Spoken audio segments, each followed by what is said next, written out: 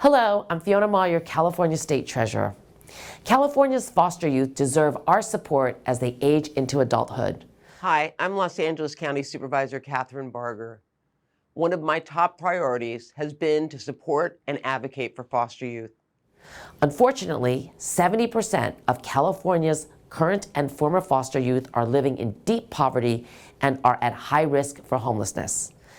Los Angeles County is home to the largest number of foster youth in California. Across the state, there are nearly 80,000 young adults ages 18 to 25 who are in foster care. Tax credits are one way to reduce poverty. They help working Californians pay their bills and stay on track with their housing and education.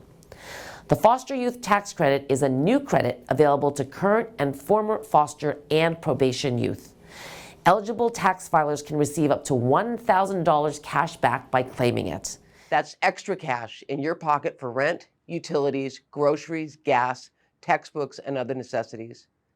For those filing their taxes this year, you may qualify for both the California Earned Income Tax Credit and the Foster Youth Tax Credit. This is the first year of the credit, and we hope that as many eligible Californians take advantage of this credit as possible. There are free services like the Volunteer Income Tax Assistance Program through the U.S. Department of Treasury or myfreetaxes.org from the United Ways of California. We have created a simple video showing how to claim this credit, which you can watch at the following link. This credit has the opportunity to make a huge difference in the lives of California's foster youth and to set them on a path for success. Make sure to claim your Foster Youth Tax Credit to join more than 1,000 youth who have already collectively claimed $1 million this year. Every dollar counts.